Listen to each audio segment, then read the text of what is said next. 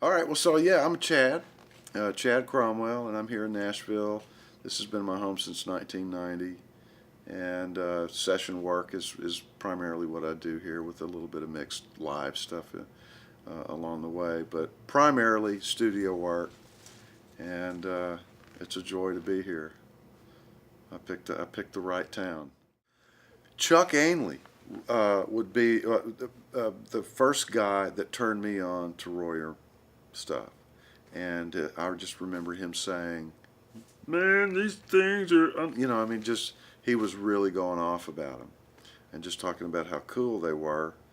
And then I met you guys in California with Peter Frampton. with Peter Frampton. That's right, and that was then the knock on the head for me that said, okay, you really need to check this out. You really need to have a look. And you were just about to come out with the 122, I think, at that time. Yes. Is that right? Yes. I think that's it.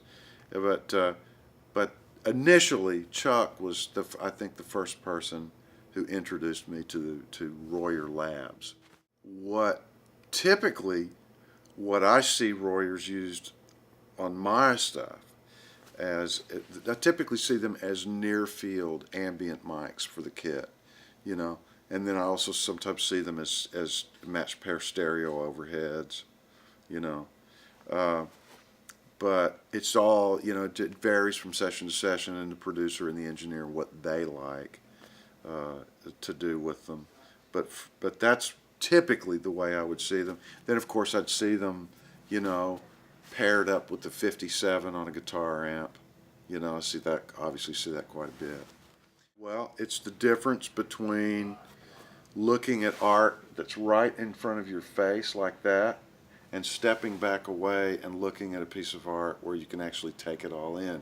It's a sonically speaking, it's more of to me, it's like a 360-degree experience. And as a drummer, if I'm sitting behind the drum set playing and I've got the headphones on and I've got this drum kit that's in front of me that I'm banging on, that's got close mics on every drum, top and bottom of the tom, top and bottom of the snare, overheads, isolated ride mic, just every conceivable sonic event that could be taking place when you're hitting a drum set. When all that's done and you're listening to that, you're not hearing what you would hear if you were just naturally listening to the drum kit without the headphones, And in our business, what we've tended to do through the years is get real concerned about the finer points of the sound that's coming off of a snare drum or a tom or a cymbal, and we get concerned about isolating all that, and more importantly, we get concerned about having control to, at a later date, change whatever we want to change. So the more isolation you have, the more control over the sound you have to manipulate things at a later date. Well, what the Royer does for me sonically is it opens the field up again. So when I'm playing, I'm hearing the drum set the way I hear drums, not the way one mic hears the kick drum, or not the way two mics hear the top and bottom of a tom-tom. I'm hearing this one mic that's playing my kit back for me, Yes. And so when I lay into it, those mics, the Royer stuff, they respond to that, because they're ribbons. So if I dig in, they dig in. You get a little bit. It's almost like tape compression or tape distortion. Where some of that is musical. Yes. And important to feel it, and so that's, to me, the picture that the Royer puts into it is actually the real reference point for me, I mean, for modern recording, of course, you got to have the close miking. I get it. I mean, I'm signed on to that.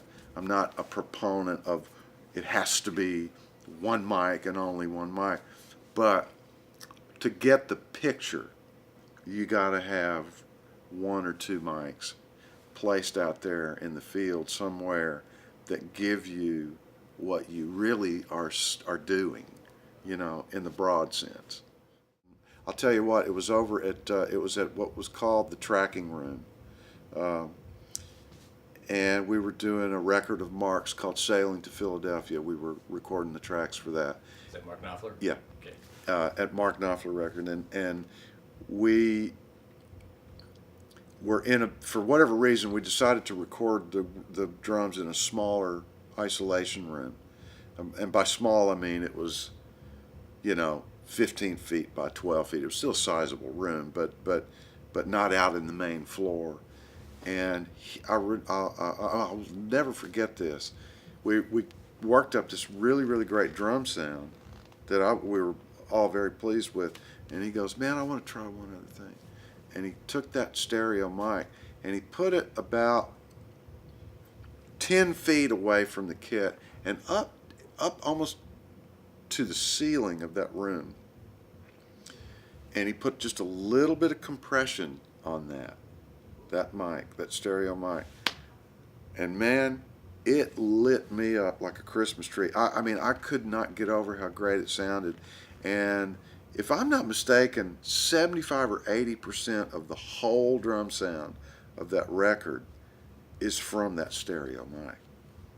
I think they do. I think they're more important than ever now, but because of the digital world, you know, because I think the ribbon mics bring back some of what we've lost sonically with the use of 2-inch tape, you know, and I think we talked about this a few minutes ago about how